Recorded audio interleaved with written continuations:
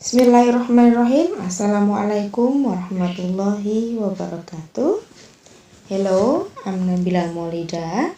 Me and DIan Aprianti today will present in semantic course. The topic today, participant rules in Unit 20 and also speech acts in Unit 21. The participant rules will delivered by DIan Aprianti, and then the speech acts will delivered by me. Okay, DIan, this is your time. Good morning, my friends. Good morning, Pak Windy. Thank you, Nabiela, for the time that was given to me. Now, I would like to present about participant roles by James R. Harford, Brendan Hesley, and Michael B. Smith. The basic semantic ingredient of the common type of simple sentence, as we have analyzed that referring expressions correspond to the actual things or persons. Here, the referring expression correspond to actual things present in the world more and less directly via the device of reference. And it is any expression used in an utterance to refer to something or someone. Then, the function of predicate to describe the specific relationship between the things and persons, and to describe how the things and or people participate in the particular situation described. Participant rules indicate relationship between a verb and possibly other predicators and referring expression in a sentence. For example, like John opened the door with the key. So as you can see that John is an agent. Opened, John is doing something like open the door is the affected from the open that was John opened the door, and with the key, and the key is an instrument. The agent of a sentence is a person who deliberately carrying out the action described, like John opened the door. And the effective participant is the thing that even with the action is carried out by the action, the most obvious way, for example, like the door. And some semantics refer to the affected participant as the patient. And the instrument is the thing hardly ever a person by means of which the action is carried out, for example, like the key. In some real or imagined situation, for example, like someone whose name is John purposely hit someone whose name is Bill, then John is the agent and Bill is the patient of the hitting event. Therefore, the participant role of Bill is the same as patient in both of sentence, like John hit Bill and Bill was hit by John.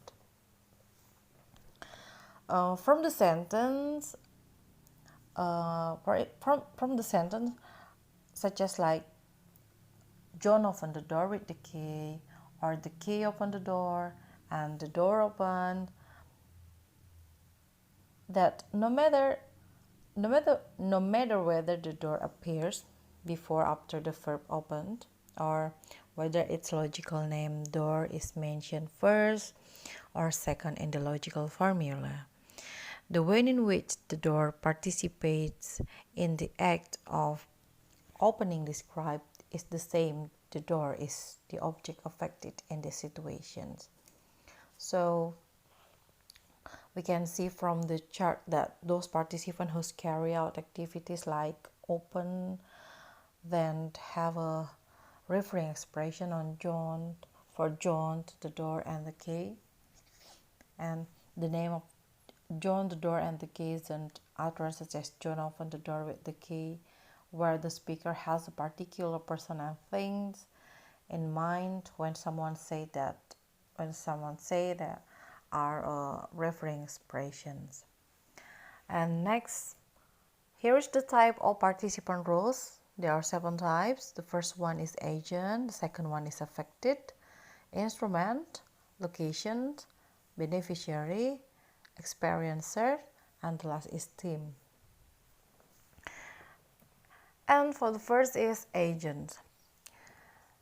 The agent of a sentence is the person deliberately carrying out the action described, or a person or thing who is doer of an event, such as John opened the door with the key, a burglar ransacked my house, my mother's emery bolt was broken by a thief, and an agent is usually the grammatical subject of the verb in an active clause. So prototypical agent is conscious act with a volition on a purpose and performs an action that has a visible effect, such as like the boy ran down the street, and then the boy is doing a run, and then he was, or perhaps like he was chased by dog. And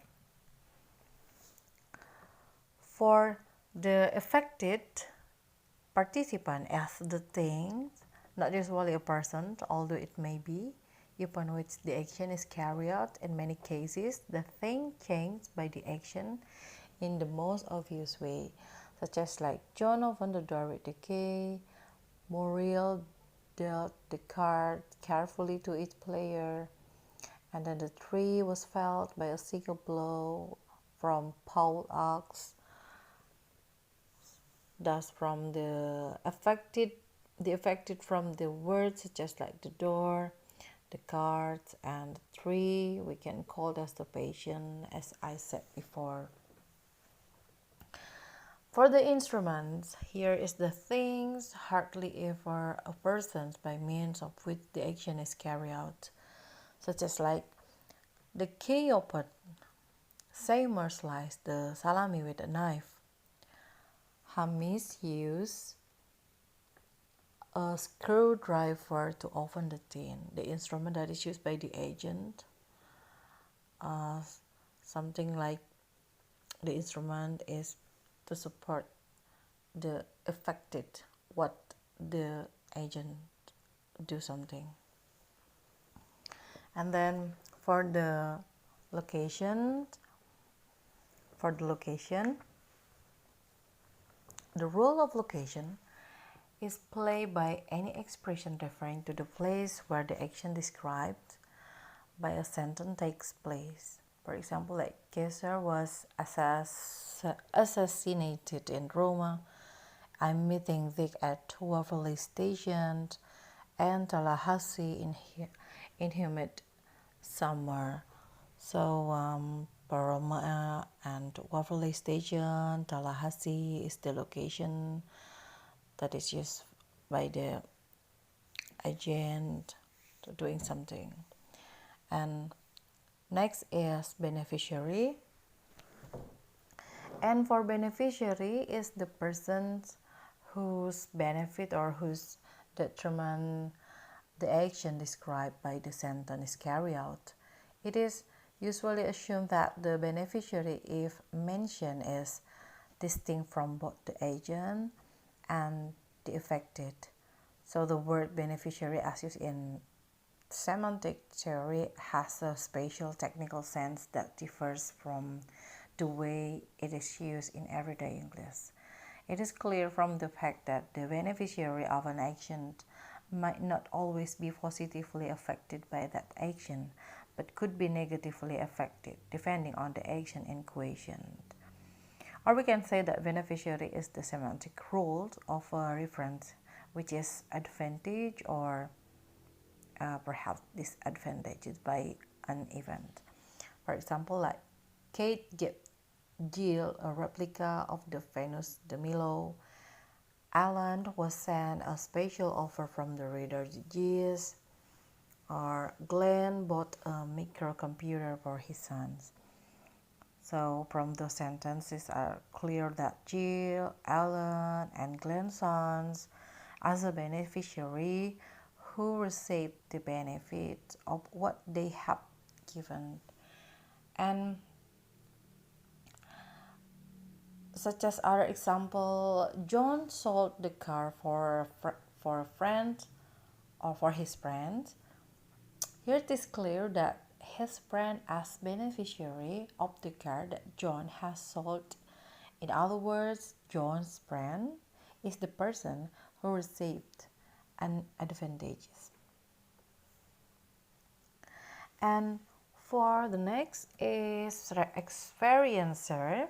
And for the experiencer here is typically a person who is mentally aware of perceived or experience the action or state described by the sentence, but who is not in control of the situation. So experiencer characteristic can also sometimes be attributed to animals, such as like the children heard the loud noise. Jen saw a movie last night. Janice became sick when she heard the news. The thunder was heard by everyone. So the children, Jane, Janice, and everyone who just have experience and do not control of the situation. Then experiencer is the semantic role of an entity or referent which received, accept, experiences, or undergoes the effect of an action. Normally, an experient is an entity that received a sensory impression, or in some other way is the locus of some event or activity that involved neither volition nor a change of state, such as like he was scared. So, as I can say that he who has experience and do not control the situation. Next is team. For the team participant is a thing or person whose location is described, or thing, person that is perceived by an experiencer, such as like the children heard the loud noise, Jake saw a play last week, then Janice became sick when she heard the news, then the Honda belongs to James. And then for the next is grammatical position in the sentence. There are three, consists of three. The first one is subject position. It is preceding main verb, such as like John opened the door with the key. The worker moved the beam with a crane. As you can see that John, the worker, is a subject position. Then for the object position is immediately following the main verbs, such as like John opened the door with the key, and the worker moved the beam with a crane. So the door and the beam is the object position there. And for complement position after the verb but not immediately, often after prepositions. For example, like John opened the door with the key, and the worker moved the beam with a crane. That's the complement position with the key and with a crane. And next is the possible combination of ruled and grammatical positions. For example, in the sentence of the dynamite blew the safe open. The hut was set alight by vandals. Alfred burned the cakes. Charles built Emily a mahogany bookcase. Sydney swatted the fly with his hat. And the following chart provides a box for each logically possible combination of role and grammatical positions. For instance, the top left-hand box corresponds to the occurrence of an agent in subject positions, such as like agent for the subject position is Alfred, Charles, and Sydney, and for the complement is vandals. And for affected for the subject position is the hut, and for the object position is the safe open, the cakes, and the fly. And for the complement is mahogany bookcase. For the instrument, the subject position is the dynamite, as you can see from the first sentence. And for the complement is for the last sentence, there is hat. Then next is role frame of a verb. Participant role can be included in the dictionary. Proponents of the notion of role emphasize that in the dictionary entry for each verb in the language there will be a role framed indicating what rules must be and what rules may be mentioned in connection with the verb, such as like open as agent, affected, and instrument. This is part of dictionary entry for the verb open, and the parentheses indicate that the roles found within them, agent and instrument, are optional with this verb, and the role not enclosed by parentheses, affected, is obligatory. For example, when describing some act of opening, one must mention what gets opened, and one may also mention who did the opening and what he did with. In the sentence of John opened the door, the key opened the door, and the door opened. So the door is mentioned in all three sentences, but John and the key are not mentioned in all three sentences. Now, this is the last of this presentation. Here is the conclusion of the participant roles. Participant role adds a new dimension to the study of sense relations. Participant roles indicate relationships between a verb and possibly other predicators, and the referring expressions in a sentence, which was illustrated a number of such roles that have been explained.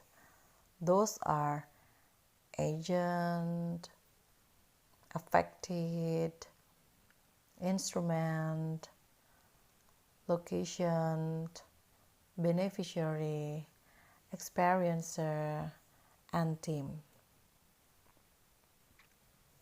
Here is the reference that I use to presentation and this presentation. Then that's all my presentation about participant roles, and thank you Nabiela for the time for me to explain the participant roles, and thank you also for the all my friends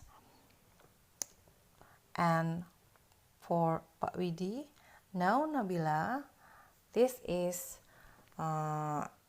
your time to present. Time is yours, Nabiela. Thank you.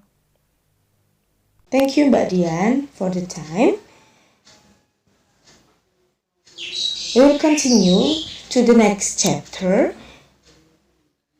in the interpersonal and non-literal meaning. For the unit 1 is speech acts. The first lesson overview today, speech acts are an act of assertions, descriptive fallacy, performative utterance, constitutive utterance, and then the performative verb. What is speech act theory? Speech act theory, a philosophical explanation of the nature of linguistic communication. It aims to answer what we do when using language, by John Austin. And then the act of assertion. Act of assertion is carried when a speaker utters a declarative sentence, which can be either true or false, and undertakes a certain responsibility or commitment to hear that a particular state of affairs or situations exists in the world. For example, if I say Simon is in the kitchen, I assert to my hearer that in the real world, a situation exists in which a person named Simon is in a room identified by the referring expression, the kitchen. Descriptive fallacy. Descriptive fallacy is a view that the sole purpose of making assertion is to describe some state of affairs. Uttering Simon in the kitchen would be describe a particular state of affairs and nothing more. The descriptive fallacy view is not wholly wrong. An element of description is involved in many utterances, but description is not indelicate. It only for its own sake. There is usually a more basic purpose behind an utterance. Then we know that about performative utterance. The performative utterance is one that actually describes the act that it performs. In example, it performs some act and simultaneously describes the act. Then the example is, I promise to repay you tomorrow. It's performative because in saying it, the speaker actually does what the utterance describes. The example, he promises to repay the hearer the next day. That is, the utterance describes and is a promise. By contrast, the utterance, John promised to repay me tomorrow. Although it describes a promise, is not itself a promise. So this utterance does not simultaneously do what it describes, and is therefore not a performative utterance. Performative utterance are constitutive utterance. So the constitutive utterance is one which makes an assertion. In the example, it is often the utterance of a declarative sentence, but is not performative. We see the example. I'm trying to get this box open with a screwdriver. It's a constitutive utterance because it makes an assertion about the particular state of affairs, but is not performative. In the example, the utterance does not simultaneously describe and perform the same act. And then you will have noticed that many performative utterances contain the first person pronoun I, followed by a certain type of verb in the present tense. Example, I promise, I admire, I congratulate, etc. There, these are all verbs which describe speech act. We classify them as a performative verbs. So the performative verb is one which, when used in a simple positive present tense sentence with the first person singular subject, can make utterance of the sentence performative. Example, a sentence you to hang by the neck. The word sentence is a performative verb because it's a performative utterance. Then I punish you. The word punish is not a performative because it's not performative utterance. Thank you for your attention. Question and comment please. Assalamualaikum warahmatullahi wabarakatuh.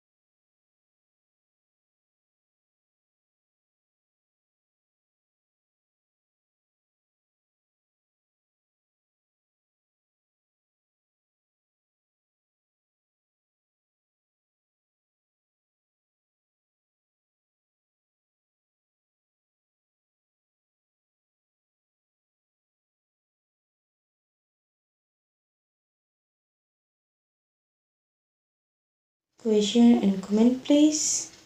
Assalamualaikum warahmatullahi wabarakatuh.